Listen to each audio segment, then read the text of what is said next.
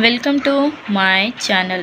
ಇವತ್ತಿನ ವಿಡಿಯೋದಲ್ಲಿ ನಾಳೆ ಬರೆಯುವಂತಹ SSLC ವಿದ್ಯಾರ್ಥಿಗಳಿಗೆ ಈ ಒಂದು ವಿಡಿಯೋದಿಂದ 2 ಅಥವಾ 4 ಅಂಕದ ಪ್ರಶ್ನೆಗಳಿಗೆ ಅವರು ಉತ್ತರಿಸಬಹುದು ಎನ್ನುವುದು ನನ್ನ ಅಭಿಪ್ರಾಯ. ಕೇವಲ ಇದು SSLC ವಿದ್ಯಾರ್ಥಿಗಳಿಗೆ ಅಷ್ಟೇ ಅಲ್ಲದೆ ಏನಪ್ಪ ಅಂತಂದ್ರೆ ಹಲವಾರು ಸ್ಪರ್ಧಾತ್ಮಕ ಪರೀಕ್ಷೆಗಳಲ್ಲಿ ವಿದ್ಯುತ್ ಮೇಲೆ ಕೇಳಲಾಗುವಂತಹ ಪ್ರಶ್ನೆಗಳಲ್ಲಿ ಇದು ಕೂಡ ಒಂದಾಗಿರುತ್ತದೆ ಅಂತ ಹೇಳ್ಬೋದು. ಆದ್ದರಿಂದ ಈ ವಿಡಿಯೋನ ಯಾರು ಸ್ಕಿಪ್ ಮಾಡದೆ ಪೂರ್ತಿಯಾಗಿ ನೋಡಿ. ಈ ಒಂದು ವಿಡಿಯೋದಿಂದ 2 ಅಥವಾ 4 ಅಂಕದ ಪ್ರಶ್ನೆಗಳಿಗೆ ನಾವು ಉತ್ತರವನ್ನು ತಿಳಿದುಕೊಳ್ಳಬಹುದು.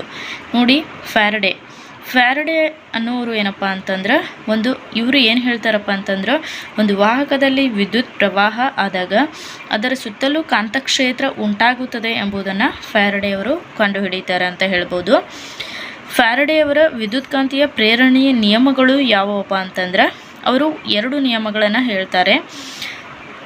ಒಂದನೇ ನಿಯಮ ಏನು ಅಂತಂದರೆ, ಒಂದು ವಾಹಕಕ್ಕೆ ಹೊಂದಿಕೊಂಡಿರುವ ಹಾಗೂ ಬದಲಾಗುತ್ತಿರುವಂತಹ ಕಾಂತಕ್ಷೇತ್ರವು ವಾಹಕದಲ್ಲಿ ವಿದ್ಯುತ್ ಚಾಲಕ ಬಲವನ್ನು ಪ್ರೇರೇಪಿಸುತ್ತದೆ. ವಿದ್ಯುತ್ ಚಾಲಕ ಬಲದ ಪರಿಕಲ್ಪನೆಯನ್ನು ನೀಡಿದವರು ಯಾರಪ್ಪ ಅಂತಂದ್ರೆ ಫ್ಯಾರಡೆಯವರು ಅಂತ ಹೇಳ್ಬೋದು. ಎರಡನೆಯ ನಿಯಮ, ಪ್ರೇರಿತ ವಿದ್ಯುಚ್ಚಾಲಕ ಬಲವು ವಾಹಕಕ್ಕೆ ಹೊಂದಿಕೊಂಡಿರುವ ಕಾಂತಕ್ಷೇತ್ರದ ಬದಲಾವಣೆಯ ದರಕ್ಕೆ ಅನುಪಾತದಲ್ಲಿರುತ್ತದೆ ಅಂತ ಹೇಳ್ತಾರೆ. ಇನ್ನೊಬ್ಬ ವಿಜ್ಞಾನಿ ನೋಡಿ, ಫ್ಲೆಮಿಂಗ್ ಅವರು ಏನಪ್ಪ ಅಂತಂದ್ರೆ ಡಯೋಡನ್ನು ಕಂಡುಹಿಡಿದರು ಅಂತ ಹೇಳ್ಬೋದು. ಫ್ಲೆಮಿಂಗ್ ಅವರು ಎಲೆಕ್ಟ್ರಾನಿಕ್ ಕ್ಷೇತ್ರದಲ್ಲಿ ತುಂಬ ಕೊಡುಗೆಗಳನ್ನು ನೀಡಿದ್ದಾರೆ ಅಂತಲೂ ಹೇಳ್ಬೋದು.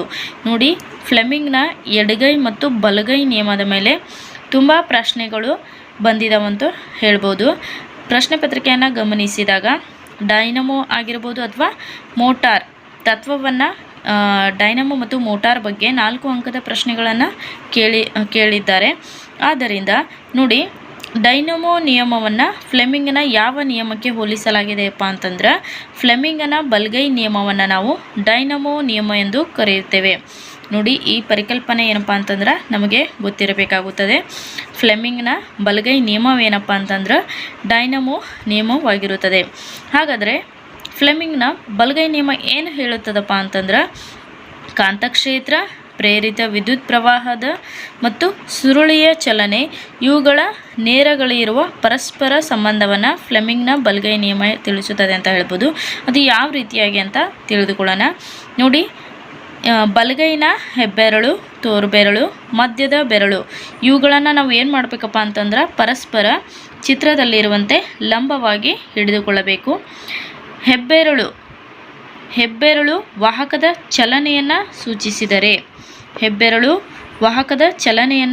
ಸೂಚಿಸಿದರೆ ಅದೇ ರೀತಿಯಾಗಿ ತೋರ್ಬೆರಳು ಕಾಂತಕ್ಷೇತ್ರದ ನೇರವನ್ನು,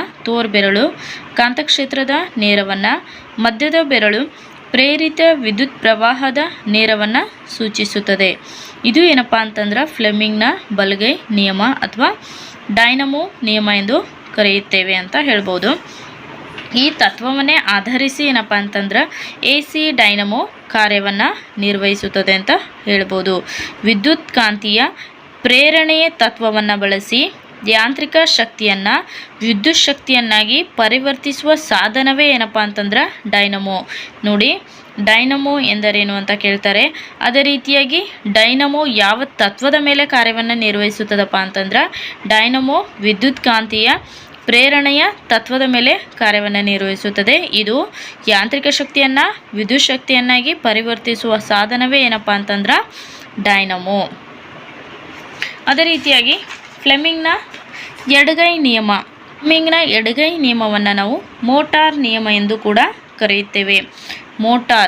ಮೋಟಾರ್ ನಿಯಮವು ಯಾವ ನಿಯಮಕ್ಕೆ ಅಂದರೆ ಫ್ಲೆಮಿಂಗನ ಯಾವ ನಿಯಮಕ್ಕೆ ಹೊಂದಿಕೊಂಡಿದೆಯಪ್ಪ ಅಂತಂದ್ರೆ ಫ್ಲೆಮಿಂಗನ ಎಡಗೈ ನಿಯಮ. ಮೋಟಾರ್ ಅಂತಂದರೆ ಇದು ವಿದ್ಯುತ್ ಶಕ್ತಿಯನ್ನು ಯಾಂತ್ರಿಕ ಶಕ್ತಿಯನ್ನಾಗಿ ಪರಿವರ್ತಿಸುವ ಸಾಧನ.